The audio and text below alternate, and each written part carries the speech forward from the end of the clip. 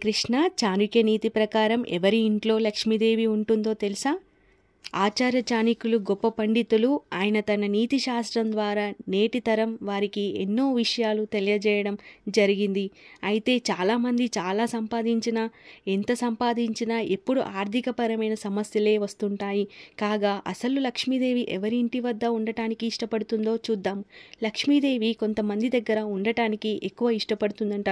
వారు ఎవరంటే, ఇంట్లో పరిశుభ్రత లేని చోట లక్ష్మీదేవి నివసించదు అని చెబుతున్నారు ఆచార్య చాణక్యులు. మురికిగా చెల్లాచెదురుగా వస్తువులు ఉండటం కూడా, పరిశుభ్రత విషయంలో నిర్లక్ష్యం వహిస్తే వ్యాధులను ఆహ్వానించడమే కాకుండా ప్రతికూలత శక్తి కూడా ఉంటుందట. అందరూ కుటుంబ సభ్యులు ఒకరినొకరు గౌరవించుకునే ఇంటిలో మాత్రమే లక్ష్మీదేవి సంతోషంగా ఉంటుందంట. ప్రతిరోజు తగాదాలు, దుర్భాషాలు లేదా కోపం ఉన్న చోట లక్ష్మీదేవి ఉండదు, ఆనందం కూడా ఉండదని చెప్తున్నారు చాణక్యులు. ఆచార్య చాణక్యులు విద్యకు పెద్దపీట వేస్తారు. అతని ప్రకారం విద్య, జ్ఞానం ఎక్కడుంటుందో అక్కడ లక్ష్మీదేవి ఉంటుందట.